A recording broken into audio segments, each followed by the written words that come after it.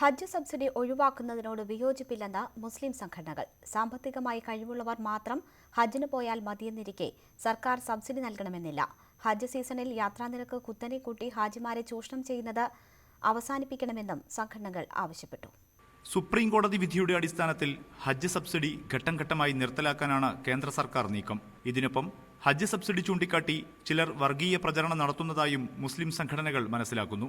അതിനാൽ ഹജ്ജ് സബ്സിഡി ഒഴിവാക്കപ്പെടേണ്ടതാണെന്ന മന്ത്രി കെ.ടി. ജലീലിന്റെ പ്രസ്താവനയോട് വിയോജിക്കേണ്ടതില്ലെന്നാണ് മുസ്ലിം സംഘടനകളുടെ പൊതുനിലപാട്. സാമ്പത്തിക ശേഷിയുള്ളവർ മാത്രം ഹജ്ജിന് പോയാൽ മതിയെന്നാണ് മതം നിർദ്ദേശിക്കുന്നതെന്ന് Jamaat e Islami general secretary M.K. Muhammad Ali പറഞ്ഞു.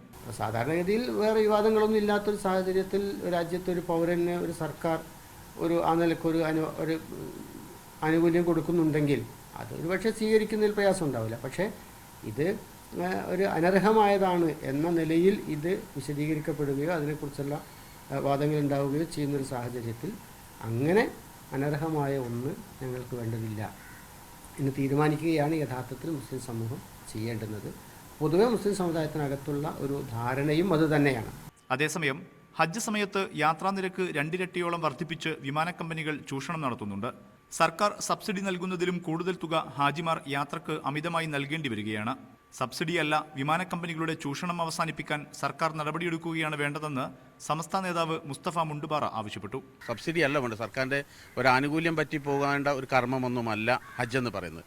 അതേസമയം സർക്കാർ അത് ഒരു ലാഭമുള്ള ഒരു ബിസിനസ്സാക്കി മാറ്റുന്നൊരു സാഹചര്യമുണ്ട്. പ്രത്യേകിച്ച് ഫ്ലൈറ്റ് സർവീസിൻ്റെ കാര്യത്തിൽ അതിൽ വലിയ കുറവ് വരുത്തുകയാണ് വേണ്ടത്. ഇപ്പോൾ 2 ലക്ഷം ഉറുപ്പികയോളം ഒരാളെ സംബന്ധിച്ചിടത്തോളം ഹജ്ജിന് പോകുന്ന ആൾക്ക് ചെലവ് വരുന്നൊരു സാഹചര്യമാണുള്ളത്. അത് കുറച്ചു കൊണ്ടുവരണം.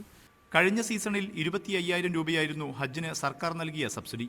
എന്നാൽ 25,000 ഉണ്ടായിരുന്ന വിമാനയാത്രക്കൂലി എയർ ഇന്ത്യ ഹജ്ജ് സീസണിൽ 75,000 വർദ്ധിപ്പിച്ചതായി സംഘടനകൾ ചൂണ്ടിക്കാട്ടുന്നു. സബ്സിഡി ഒഴിവാക്കേണ്ടതാണെന്ന മന്ത്രി കെ.ടി. ജലീലിന്റെ പ്രസ്താവനയെ പിന്തുണച്ച് മുസ്ലിം ലീഗ് നേതാവ് K.N.A. ഖാദർ രംഗത്തെത്തിയിരുന്നു. മുഹമ്മദ് ഷഹീദ്, ന്യൂസ് 18 കോഴിക്കോട്.